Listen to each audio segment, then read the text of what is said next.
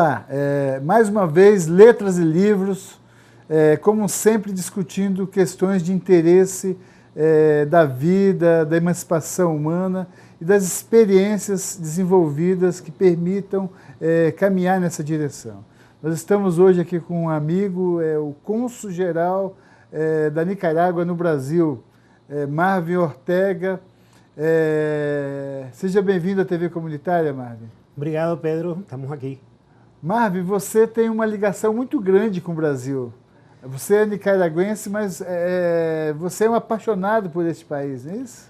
Bom, eu vivi um momento importante da vida do Brasil.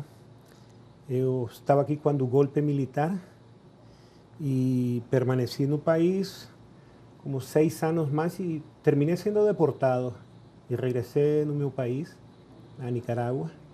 E essa foi uma ligação para toda a vida. Você era estudante aqui, isso nos anos 60? Sim, estudava em Minas Gerais, na Faculdade de Economia, de Ciências Econômicas. Você morou em Minas, então gosta de uma cachaçinha? A gente toma alguma de vez em quando. Um queijo? Todas essas coisinhas de Minas. Mas, Marvin, agora no dia 21 de fevereiro, marcará a data do assassinato de Augusto Sandino, que é o grande herói nacional do povo nicaragüense, e não só do povo da Nicarágua, mas da América Central e da América Latina. Sandino teve, e ainda o seu exemplo, assim como Martí, os dois, poderia se dizer ali daquela região, grande importância na luta do povo por sua libertação. Como é que foi a história da identificação, a história de Sandino, o seu assassinato? Foi 21 de fevereiro de 34. De 34, sim. Conte-nos como é que foi, quem foi Sandino, por que ele foi assassinado e por que o povo nicaragüense até hoje o tem como exemplo de sua resistência e luta em defesa da vida e da liberdade. Bom, Nicarágua foi um país que sofreu as intervenções imperialistas norte-americanas. Desde 1848, a gente sofreu as intervenções norte-americanas. No princípio do século XX, as intervenções norte-americanas continuaram. Sandino era um garotão, um jovem de 14, 15 anos, quando presenciou o assassinato de Benjamin Celedón, que se opôs à resistência à intervenção norte-americana, não? Então, foi assassinado o general Celedón e seu corpo foi arrastado pelas cidades, né? Numas carroças dos norte-americanos. Sandino era um garoto e viu isso e ficou muito impressionado. Quando foi um pouco maior, ele foi a trabalhar em Honduras, depois foi a trabalhar em México.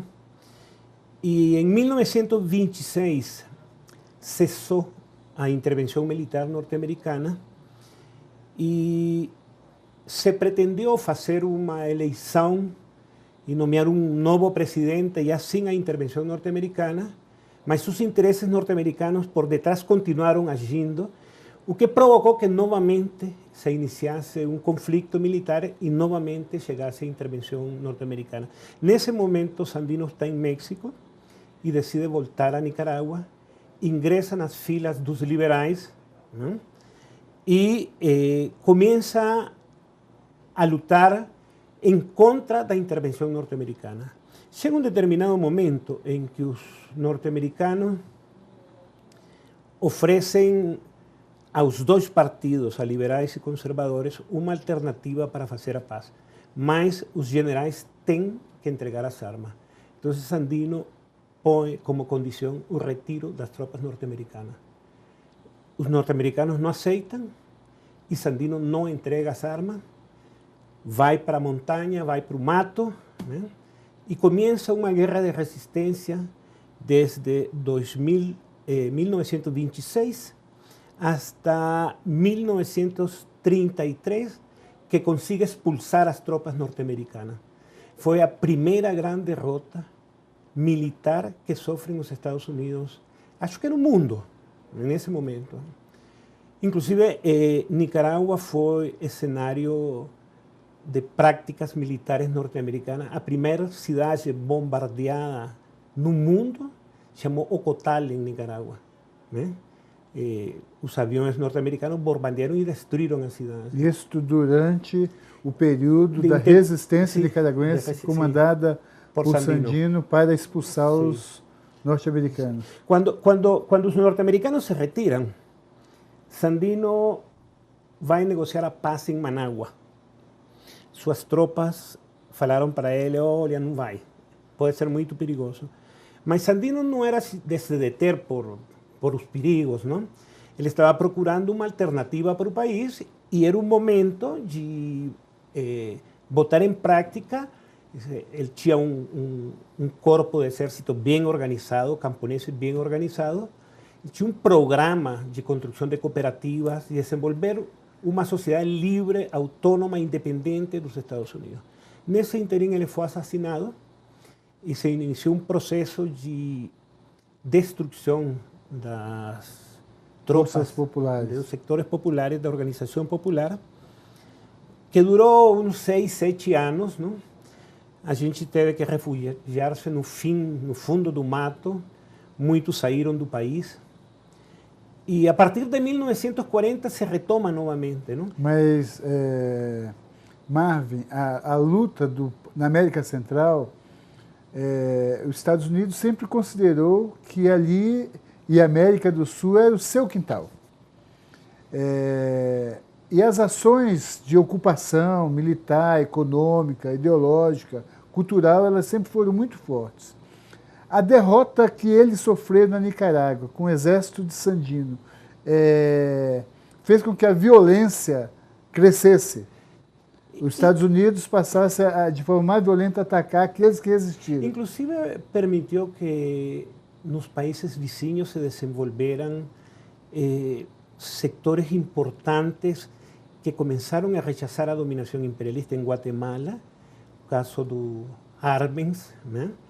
E que logo foi assassinado pela CIA, mas se desenvolveu um movimento de luta forte. Em El Salvador, Farabundo Martí chegou a fazer uma insurreição popular de grandes dimensões. Finalmente foram derrotados, não? Mas a luta não terminou, permaneceu. Com diversas intensidades se foi mantendo 40, 50, muitas vezes... Mas com o assassinato do Sandino, o exército popular foi desmontado. Foi desmontado, se desarticulou. E a partir dali, qual nova forma de organização que os resistentes, os revolucionários nicaragüenses tomaram? Foram mais como ações de pequenos grupos, né? Se apelou incluso até ao golpe de Estado, se intentou golpe de mão para matar o ditador. Em 1956, um poeta nicaragüense considerado um herói nacional, Rigoberto López Pérez, a justiça ao velho Somoza, em 21 de setembro de 1956. Mas todo esse período está marcado por alzamentos, pequenos grupos guerrilheiros, e todo esse processo se vai acumulando até chegar a desembocar na década dos 60. Mas antes disso, a família Somoza, ela assumiu o governo após a expulsão dos Estados Unidos, com o recrudescimento da violência que matou, que assassinou Sandino. Quando a família Somoza chegou ao poder?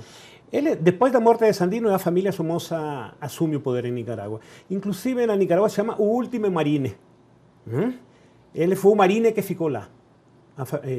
Anastácio Somoza Ele era Garcia. soldado, era marine. Ele era um norte-americano de coração, né? Tem uma famosa frase de Roosevelt que diz que é certo, diz que Somoza é um filho da pé, diz, mas é nosso filho da pé, né? Quer dizer, era um cara totalmente alinhado com os norte-americanos, um cara que pensava, falava melhor o inglês que o espanhol, né? Ele era totalmente servil com os norte-americanos, né? Então, por isso, digamos que a luta contra a família Somoza continuou ininterrompida. quando Somoza é ajusticiado em 1956, assume um filho dele. O justiçamento do pai do Somoza foi fruto da luta de resistência popular. Parte da luta de resistência popular. Né? Quer dizer, tinha sido muito desarticulado o movimento, mas as expressões de resistência individuais continuavam.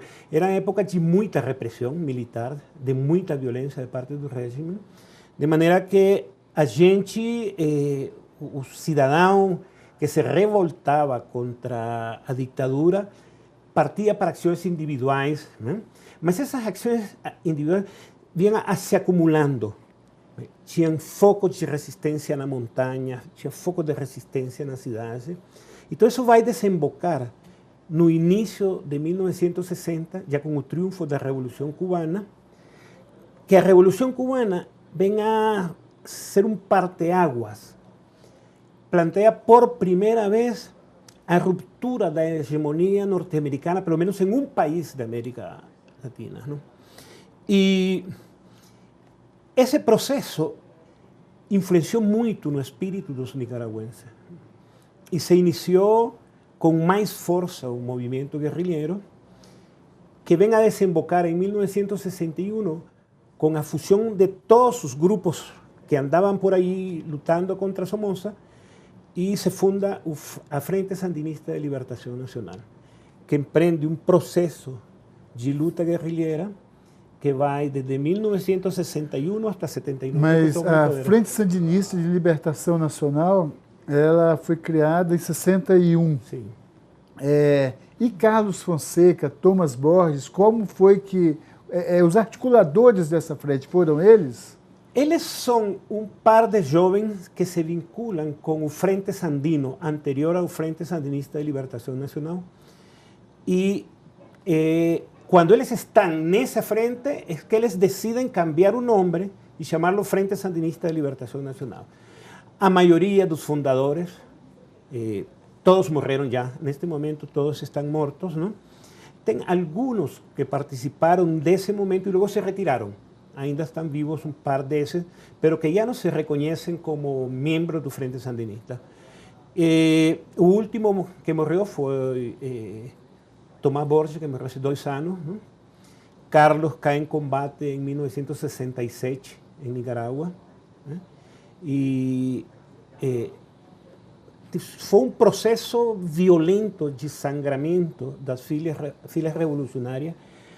A direção nacional da Frente Sandinista se renovou pelo menos 10 vezes no interim. De 61 a 69, na realidade, a vitória da Revolução foi em 79. 79, sim. Então foram 18 anos de luta renhida, combativa do povo contra a família Somoza, sim, a ditadura e os Estados Unidos. Estados Unidos, sim. Inclusive, nesse momento, a nível centro-americano, os exércitos formaram uma coalição deles que se protegiam. Quando um governo tinha problemas, entravam as tropas de outros países.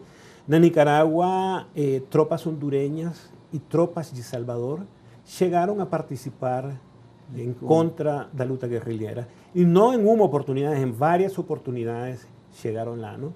Mas já nesse momento, a situação também em Salvador estava muito complicada, e eles não conseguiram manter essa colaboração. A Frente de Libertação, Farabundo Martí? Nesse momento, eles estavam divididos em várias organizações. Você lembra que, ao terminar a guerra e eles firmaram o acordo de paz, se forma a Frente Farabundo Martí. Mas tinha vários partidos. Tinha o Farabundo Martí, tinha o Shafiq Handal, que era do Partido Comunista, tinha Resistência Nacional, tinha vários grupos. Não? Eles, no final, fundam o Frente Farabundo Martí, já quando eles entram na legalidade. E com a vitória da Revolução em 79, a Farabundo Martí tinha sido derrotada. Não, ainda não. Ainda não. Porque eles firmam o processo de paz em 1990. Final dos anos 70. 90. Em El Salvador. Sim, finales do 80 eles firmam o acordo de paz. Não lembro precisamente, eu acho que foi 81, 82 por aí que eles firmam o acordo de paz. Sim. Sim, né? E em condições muito difíceis para eles, não?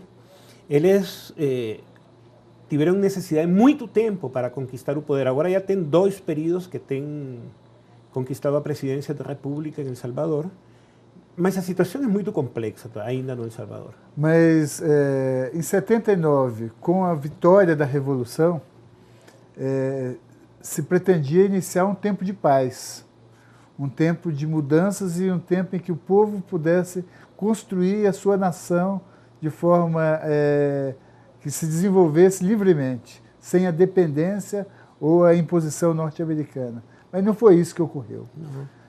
79 iniciou a guerra, continuou a guerra. Né? Continua.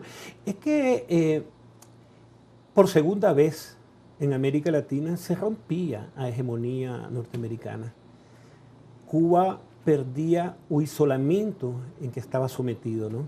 E tinha um par, pelo menos, não? Alguém com que Cuba podia sentar-se a conversar de companheiro a companheiro.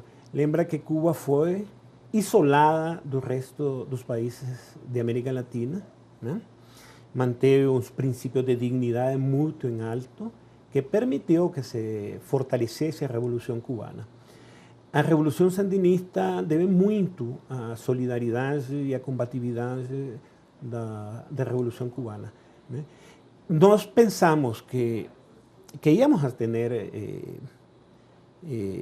um período de paz. Sabíamos que os norte-americanos iam vir em cima da gente. Quer dizer, porque a gente questionava a hegemonia deles na região. Começamos a competir com os Estados Unidos. Então, eles armaram contra e possivelmente a guerra mais violenta que nenhum país da América Latina tem tido no século passado. A gente pode recordar, nós lembramos que, como sempre, a grande imprensa mentindo, que os sandinistas no poder eram inimigos da liberdade, eram aliados dos comunistas cubanos, ou seja, a campanha contra Cuba e contra a Nicarágua.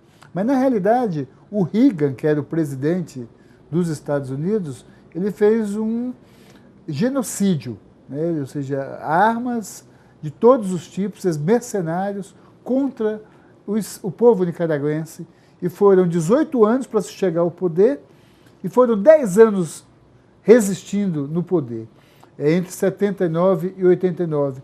Foram 28 anos de combate, mesmo com 10 estando no poder, controlando o país. Qual a experiência que isso trouxe? Olha, tem muitas coisas importantes que aconteceram. Uma delas é que a Revolução também avançou muito rápido. Eram 54 anos de acaparamento do poder pela família Somoza e uma pequena élite que apoiava e que gozava dos benefícios do saqueio do país. E a gente, quando toma o poder, quer o poder mesmo. E muitas das medidas não tomaram em conta a correlação de força entre as classes sociais no país e, em alguma medida, se afetou a pessoas que não eram inimigos do povo, né? Mas para um camponês sem terra, oprimido, explorado durante séculos, né? Quem tinha 20 hectares era um terrível capitalista. Quer dizer, a necessidade de fazer a reforma agrária levou a redimensionar aos proprietários de terra, de maneira que gente que tinha participado da Revolução foi confiscada. Então, gente que tinha combatido ao lado da Revolução foi afetada também pela Revolução. Chegou um momento em que Estados Unidos nos hizo o embarque comercial igual que a Cuba. O embarque comercial comenzó en 83 con la llegada de Reagan y recomenzó hasta que a gente perdeu o poder nas eleições. E foi um período muito violento, com uma grande escassez, muito submetidos a uma pressão internacional. E não teve solidariedade dos governos fora de Cuba. A União Soviética, sobretudo, alguns outros países, algum apoio, gente do campo socialista. Teve alguns países, em alguns momentos, o governo sueco, quando estava Olof Palme, foi muito solidário, né? Alguns sectores da social-democracia europeia, alguns sectores, né? Particularmente Olof Palme, mas também de outros países chegou alguma solidariedade. Em geral, em América Latina, tinha uma atitude de escepticismo conosco. América Latina, governos ainda de ditaduras, sim, né? Sim. De maneira que, se bem a gente teve a solidariedade dos povos, chegaram dezenas de combatentes de todos os países de América Latina, né? Alguns permanecem ainda na Nicarágua, né? E teve um sentimento, uma solidariedade espontânea do povo latino-americano, mas não dos governos, né? Dos governos houve pressão para obrigar a Nicarágua a ceder. A guerra escalou um nível tão grande, tão violento, tão forte, que também a gente se cansa da guerra. A população se cansa, porque a população põe os mortos. E eles pensaram de que se se tomava um respiro e tinha uma eleição, então íamos a ter possibilidade de continuar, mas em outra dimensão. E a gente perdeu as eleições. O Allende, presidente Salvador Allende no Chile, ele acreditou que pelo voto conseguiria fazer as transformações necessárias para o Chile ser socialista. Foram 3 anos, assim organizou um dos maiores massacres, né, que culminou com o golpe de Pinochet. Na Nicarágua, o poder foi conquistado pelas armas, com a Revolução. E na eleição de dezembro de 89 se perdeu pelo voto. Você sabe que o Frente Sandinista ha sido o único movimento armado do mundo que conquista o poder com as armas e entrega o poder em um processo eleitoral. E agora, recentemente, retomou. Voltou pelo voto. Voltou pelo voto. Esse contexto, Marvin, isto que você falou, chegou ao poder pelas armas, entregou porque perdeu uma eleição e voltou agora pelo voto. Por que a Frente Sandinista cria as bases da democracia na Nicarágua? Quer dizer, sem a Frente Sandinista, nós teríamos um remédio de ditadura somocista com outra cara, se você quiser, não? Mas a institucionalidade democrática foi criada pela Revolução mesma, não? De maneira que quando nós perdemos o poder, né, nós não quedamos aislados das bases. Nós continuamos sendo uma força importante na economia nacional que durante todos os processos eleitorais, perdimos 3 processos eleitorais, fomos chantageados, né? Porque todos os processos eleitorais davam que ganhava a Frente Sandinista. E nos últimos meses da campanha eleitoral entravam os Estados Unidos com a propaganda, ameaças de intervenção se os sandinistas ganhavam, voltar à guerra, até que em 2006 não conseguiram mais isso, né?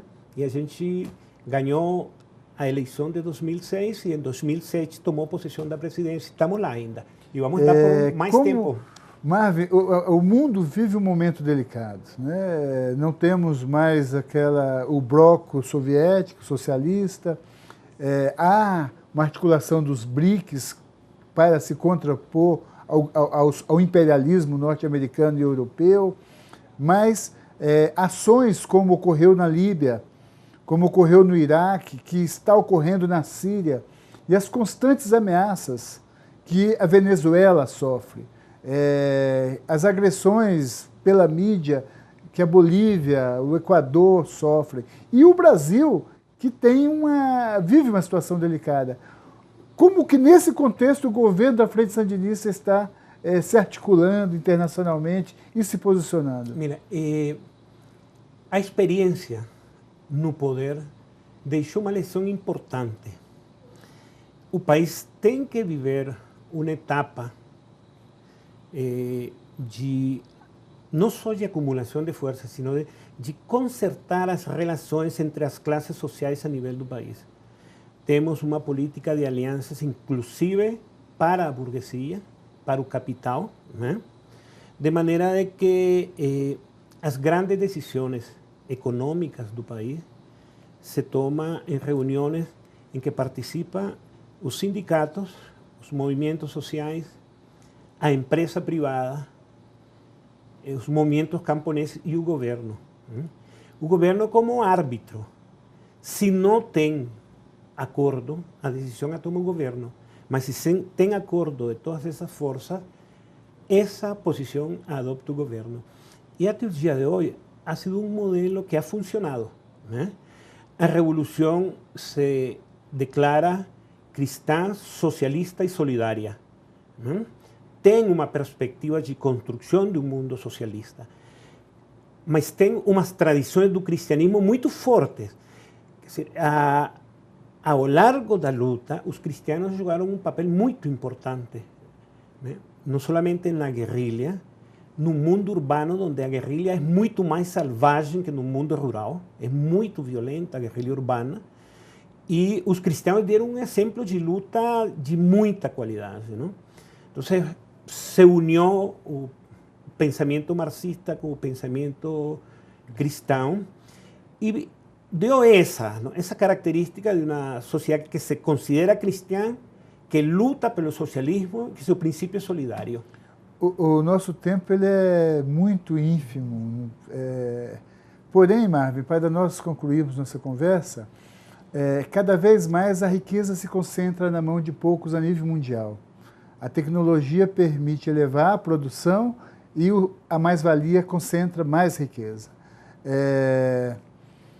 As intervenções elas não deixaram de existir, haja visto o que ocorre no Oriente Médio e as ameaças que nós vivemos aqui.